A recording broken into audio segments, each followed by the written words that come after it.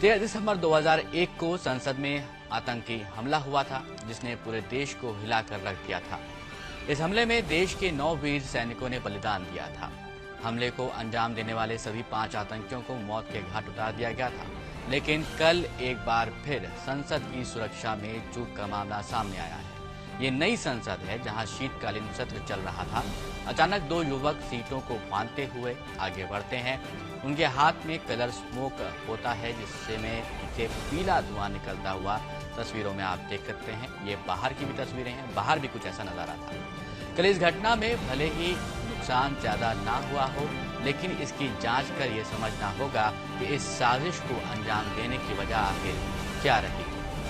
अब पूरी कहानी को आपको बताते हैं कि आखिर हुआ क्या। दोपहर का लगभग 1 बज रहा था। लोकसभा के विजिटर गैलरी में 2 युवक सागर शर्मा और मनोरंजन डी बैठे होते हैं, जो अचानक सदन के अंदर कूद जाते हैं। उन्होंने अपने जूतों में कलर स्मोक क्रैकर छुपाए होते हैं, जिसमें से वो पीला रंग का धुआं संसद में बिखेर देते हैं। इस घटना से पूरा देश चौंक उठता है। लगभग उसी समय संसद भवन की बाउंड्री के ठीक बाहर परिवहन भवन के सामने एक युवक अमोल शिंदे और नीलम नामक युवती ने नारेबाजी के साथ लगभग वैसा ही रंगीन धुआं उड़ाया। अब कौन कहां से आता है, क्या करता है, वो भी समझ लेते हैं। अमोल महाराष्ट्र के लातूर और नीलम हरियाणा के जिंद की रहने वाली हैं, जबकि सागर लखनऊ और मनोरंजन मैसूर का रहने वाला है। पुलिस सूत्रों का कहना है कि ये घटनाएं अच्छी तरह से समन्वित हैं और इनकी योजना सावधानी पूर्वक बनाई गई थी। इन्हें 6 आरोपितों ने अंजाम दिया, जिनमें से 5 को पकड़ लिया गया है।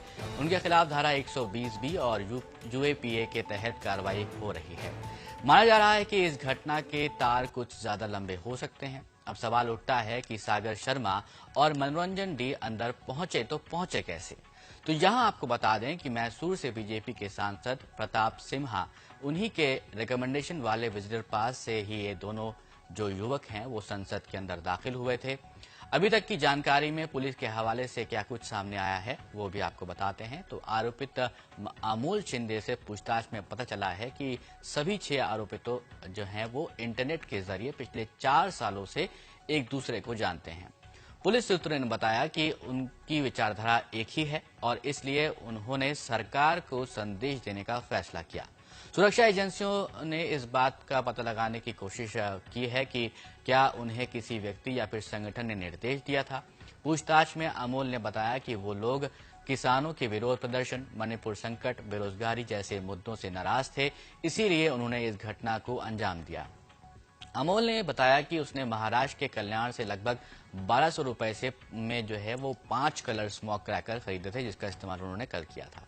केंद्रीय गृह मंत्रालय के प्रवक्ता ने बताया कि सीआरपीएफ के महानिदेशक अनीश दयाल सिंह की अध्यक्षता वाली समिति सुरक्षा में सेंध के कारणों का पता लगाने के साथ ही खामियों की पहचान करेगी। समिति आगे की कार्रवाई की सिफारिश करेगी।